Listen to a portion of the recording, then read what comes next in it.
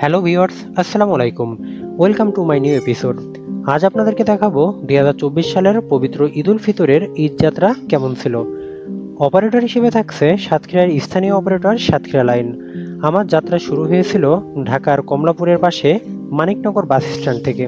গন্তব্য যশোর। ভিউয়ার্স, সাথে থাকুন, উপভোগ করতে থাকুন সম্পূর্ণ ব্লগটি।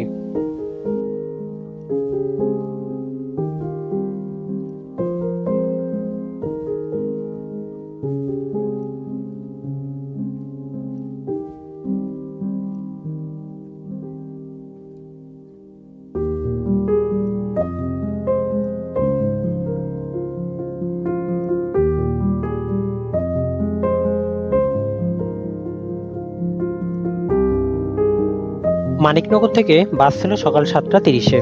যেহেতু আমার বাসা খিলক্ষেত, এই জন্য এয়ারপোর্ট রেল স্টেশন থেকে ঢাকামুখী ইন্টারসিটি ট্রেন ধরে চলে যাই কমলাপুর। ভাড়া 45 টাকা। কমলাপুর রেলওয়ে স্টেশনের ওভারব্রিজ পার হয়ে চলে আসি মুগদা বাস স্ট্যান্ড। সেখান থেকে মানিকনগর অনেক নিকটে, রিক্সা বা বাস যেটাই হোক 5 মিনিটের বেশি লাগবে না। এখন প্রশ্ন আসতে পারে, খিলক্ষেত থেকে নর্দা অনেক নিকটে হওয়া সত্ত্বেও আমি কেন এত ভোগান্তি করে এইখানে আসলাম। আসলে আবদুল্লাপুর রুট থেকে যশোরের সবচাইতে বেশি সার্ভিস দেয় সোহাগ আর লিটন ট্রাভেলস।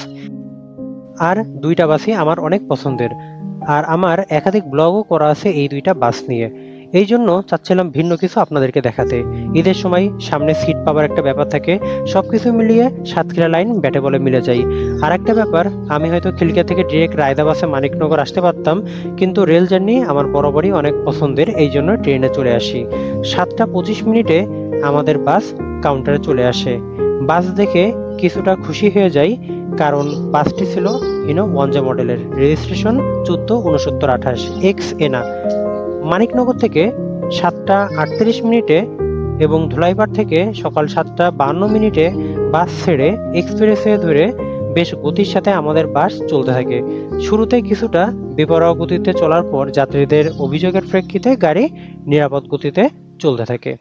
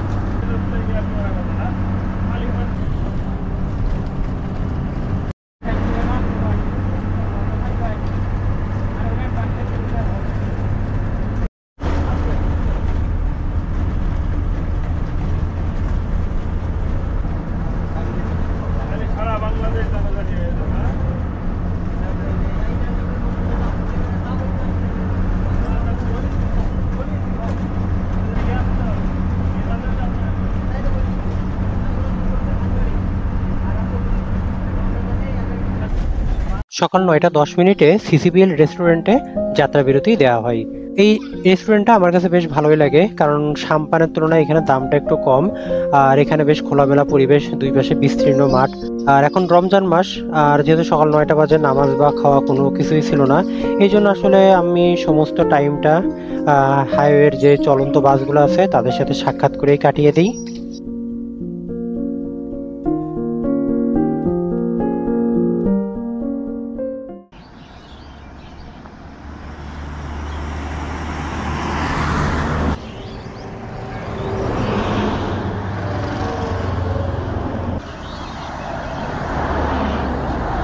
প্রায় 25 মিনিট পর সকাল 9টা 35-এ আমাদের বাস সিসিবিএল থেকে যাত্রা শুরু করে।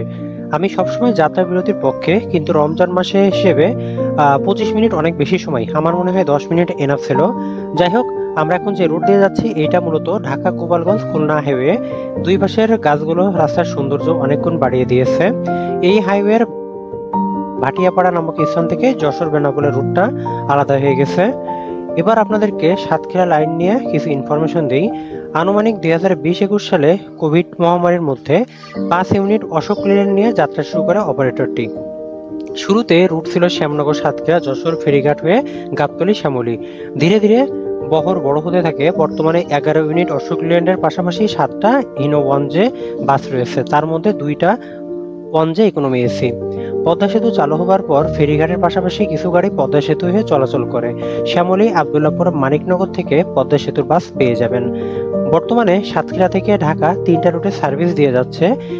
একটা হলো ফেরিঘাট যশোর হয়ে, একটা পদ্মা সেতু যশোর হয়ে, আর একটা পদ্মা সেতু খুলনা হয়ে।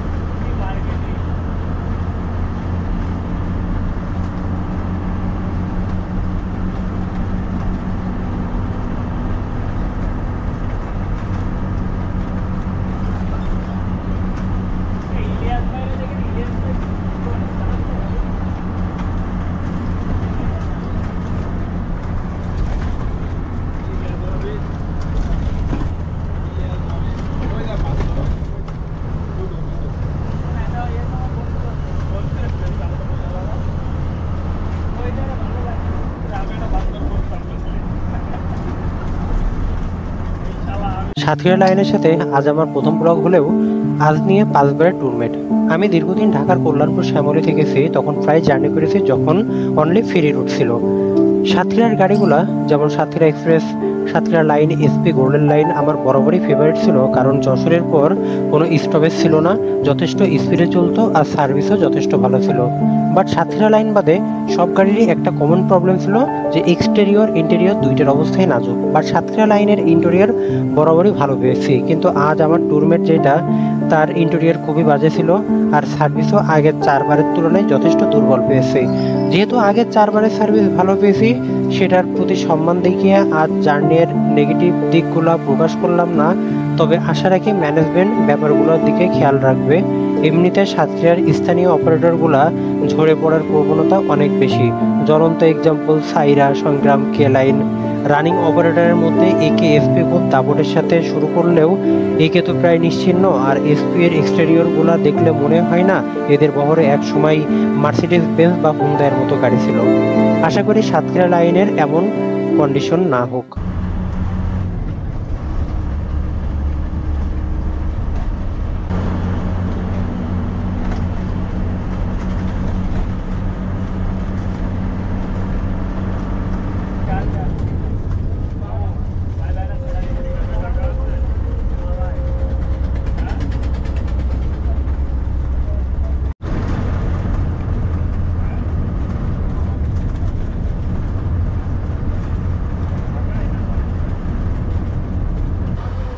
সকাল 11টা 15 মিনিটে আমরা যশোর মনিহার বাস স্ট্যান্ডে পৌঁছে যাই। আমি নেমে যাই নিউ মার্কেট বাস স্ট্যান্ডে। তো এরই মাধ্যমে আমার যাত্রা এখানেই শেষ হলো। ব্লগের একদম শেষ প্রান্তে চলে আসছি। ভিডিওটি কেমন লাগলো অবশ্যই কমেন্ট করে জানাবেন। যদি একটুও ভালো লেগে থাকে তাহলে প্লিজ চ্যানেলটি সাবস্ক্রাইব করবেন। আজ এই পর্যন্ত, দেখা হবে পরবর্তী কোনো এপিসোডে। সেই পর্যন্ত আপনারা সুস্থ থাকুন, ভালো থাকুন। আল্লাহ হাফেজ।